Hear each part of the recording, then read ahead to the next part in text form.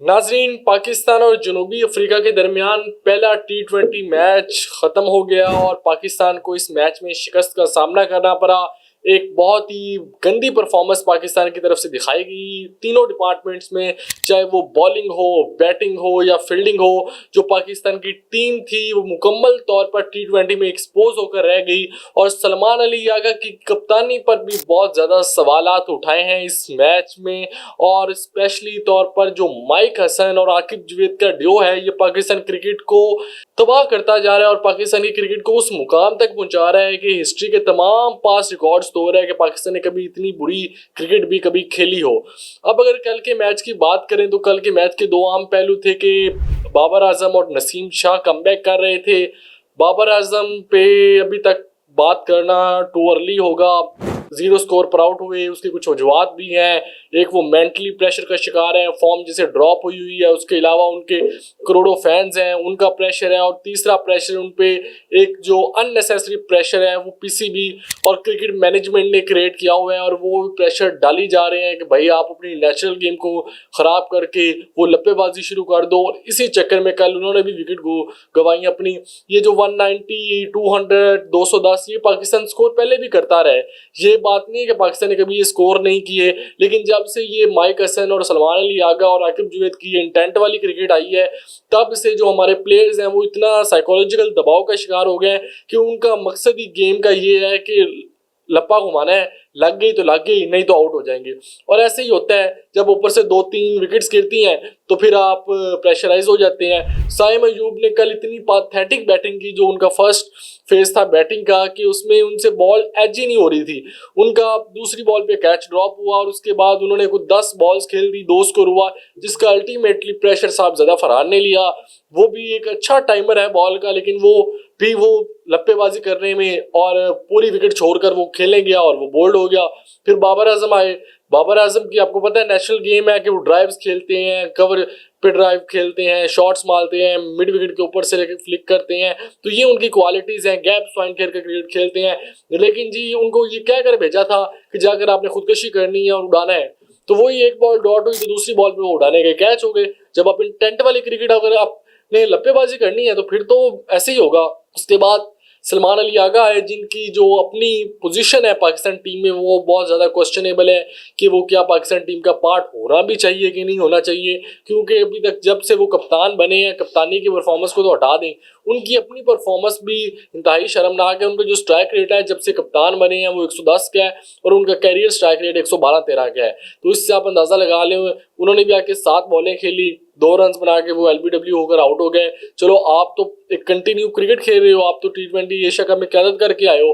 बाबर आजम का तो चलो कम बैक हो रहा था, फर्स्ट मैच था, प्रेशर था और भी चीज़ें थी। आप तो एटलीस्ट परफॉर्म करो। आपने कब परफॉर्म करना है? जब जब आप पर आन पड़ी है, आपने आगे से जवाब दिया है, वो चाहे पूरा एशिया कप उठा के देख लें, फिर इंडिया के खिलाफ फाइनल उठा के देख लें, फिर आप चाहे आप साउथ अफ्रीका के खिलाफ 194 चेस करना था। तो ये जब भी क्वालिटी बॉलिंग आएगी, ये इंटेंट वाली क्रिकेट एक्सपोज होगी, क्योंकि इंटेंट वाली क्रिकेट दिमाग से नहीं खेली जाती बल्कि स्किल्स के साथ खेली जाती है। आपने ज़हन में सोच लिया कि हमने जाकर छक्के चौके मारने, तो छक्के चौके लागे नहीं जाएंगे। उसके लिए आपके पास स्किल भी होना चाहिए। आपकी क्रिकेट का स्किल ही नहीं है। आपके PSL के जो परफॉर्मर्स हैं वो दुबई में उनसे खेला नहीं जाता और कहीं उन्होंने खेलना। अब तो अपने मुल्क के रावलपिंडी में नहीं खेला जा रहा, जहाँ वो बड़े पहलवान बनते हैं और PSL में 200 मारते हैं। तो सलमान अली यागा भी एक क्लूलेस बैटिंग की गई उनकी तरफ से भी। उसके बाद आपने हसन नवाज से ऊपर उस्मान खान को भेज दिया। यानी कि एक तो जो आपका ट्रस्ट डेफिशिएंट है अपने बैट्समैन के ऊपर। हसन नवाज ने अच्छी खासी परफॉर्मेंसेज दी हैं। नंबर 4 पे उसका 181 का स्ट्राइक रेट है, 44 की एवरेज है। वो इतनी ज़बरदस्त बैटिंग करते हैं नंबर 4 पर। लेकिन नहीं, सलमान अली यागा साहब ने नंबर 4 पे खुद आना था और खुद आके उन्होंने कहना था कि मैं सर्वाइव करके दिखाता हूँ, क्योंकि नीचे से तो मेरे से खेला ही नहीं जाना, यहाँ थोड़ी बहुत ही बॉल्स खेल के शायद मैं कोई 20-22 स्कोर कर जाऊँ। वो भी नहीं हुए। और फिर आपने उस्मान खान, जो कि अपना कमबैक कर रहा है, और किस वजह से कमबैक कर रहा है कोई पता नहीं, कोई परफॉर्मेंस भी नहीं है, कोई डोमेस्टिक में रन्स करके नहीं आया, कोई PSL में रन्स करके नहीं आया। सिर्फ विकेट कीपर बैट्समैन चाहिए था तो पर्चियां डाली गई और उन पर्चियों में उस्मान खान का नाम निकल आया तो टीम में डाल दिया गया। आप हसन नवाज से ऊपर उनको भेज रहे हैं और फिर उन्होंने भी आकर 12 गेंदों पे 12 रन बनाए 194 के टारगेट में। फिर हसन नवाज भी आए। जाहिर सी बात है, जब इतनी विकेट्स गिर गई थी वो वहां पर वो भी क्लिक नहीं कर पाए। मोहम्मद नवाज की जानिब से एक नीचे से एक अच्छी इनिंग्स खेली गई। उन्होंने एक क्विक 20 बॉलों पे 37 रन किए और पूरी पाकिस्तान की बैटिंग लाइन में कोई मोहम्मद नवाज की बैटिंग लग रहा था कि ये वही पिच पे कर रहा है जिस पर साउथ अफ्रीका ने बैटिंग कर रही थी। जब साउथ अफ्रीका बैटिंग कर रही थी तो ये पिंडी और पाकिस्तान की पाटा विकेट लग रही थी, लेकिन जब भी जैसे ही पाकिस्तान बैटिंग करने आई तो ये पर्थ की विकेट बन गई। इतना इतना बाउंस, इतनी इतनी सीम, इतना इतना स्विंग हो रहा था कि बैट्समैनों के बॉल इतने इतने फासले से गुजर रही थी और वो ड्राइव खेलने में भी उनको मुश्किलात हो रही थी। तो ये सारा तो पाकिस्तान की जो एक तबाहकुन किस्म की परफॉर्मेंस थी उसका निचोड़ है। लेकिन अगर हम बॉलिंग की बात करें तो वो भी पाकिस्तान ने बहुत ज़्यादा रन्स दे दिए थे। जिस तरह पावर प्ले में उन्होंने पाकिस्तान को फेंटा लगाया, पावर प्ले में 74 run, fifth highest power play का स्कोर पाकिस्तान ने खाया। अपनी जो उनकी पाकिस्तान की हिस्ट्री है कि सबसे ज़्यादा स्कोर खा लिया 5वें नंबर पर। 74 रन पावर प्ले में बना दिए थे और हमारे पावर प्ले में कितने रन थे? 36 रन थे। यहाँ से आप अंदाज़ा लगा सकते हैं कि 40 रन का तो यहाँ से गैप डल गया। जो 55 रन से आप हारे हैं, पहले 6 ओवरों में आप 40 रन का गैप डाल के मैच तो आप वहीं पे हार चुके थे। अब ये पाकिस्तान की टोटल जो इस वक्त T20 क्रिकेट है, जो स्पेशली T20 क्रिकेट है, जो इतना ज़्यादा सर्वाइव कर रही है। और अगर हम बात करें, अगर T20 वर्ल्ड कप सर पर है, कोई कप्तानी का पता नहीं। कोई कहता है इस सीरीज़ के बाद सलमान अली यागा को उठा देना है, कोई कहता है शहीन शाह अफरीदी को कप्तान ले आओ जो पहले 3 ओवरों में 36 खा लेता है। वो 7वें नंबर के बैट्समैन से 3-3 चौके और एक छक्का खा लेता है, 20-20 स्कोर खा लेते हैं।